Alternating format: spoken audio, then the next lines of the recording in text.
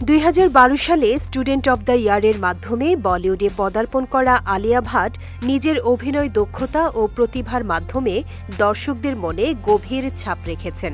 দশকের বেশি সময় ধরে বড় বাজেটের সিনেমা, নামী ব্র্যান্ডের বিজ্ঞাপন এবং সামাজিক উপস্থিতিতে তিনি ব্যস্ততার শীর্ষে আছেন। কিন্তু ক্যারিয়ারের তুঙ্গেও আলিয়া এবার ব্যক্তিগত জীবনকে অগ্রাধিকার দিয়েছেন। কন্যা রাহার জন্মের পর থেকে তার জীবনের প্রাধান্য বদলে গেছে।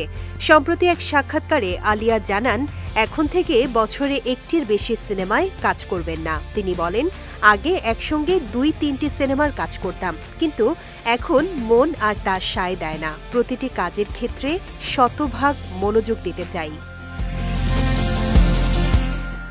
মা হওয়ার পর আলিয়া নিজেকে নতুনভাবে আবিষ্কার করেছেন অ্যাকশন ঘরানার সিনেমায়। হলিউডের হার্ট অফ স্টোন এবং বলিউডের আলফাতে অভিনয়ের অভিজ্ঞতা তুলে ধরে তিনি বলেন, মা হওয়ার পর অ্যাকশন দৃশ্যগুলো করতে গিয়ে বুঝতে পারলাম আমার শরীর এখনও কতটা ফিট।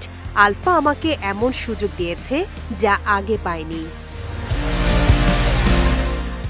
এই সিদ্ধান্তের মাধ্যমে আলিয়া স্পষ্ট করেছেন, ক্যারিয়ার ও পরিবারের মধ্যে ভারসাম্য রাখতে হলে কখনো কখনো কাজের গতিকে সীমিত করাও প্রয়োজন। তার ভক্তরা এখন মা ও অভিনেত্রী আলিয়ার নতুন অধ্যায়ের অপেক্ষায় রয়েছেন।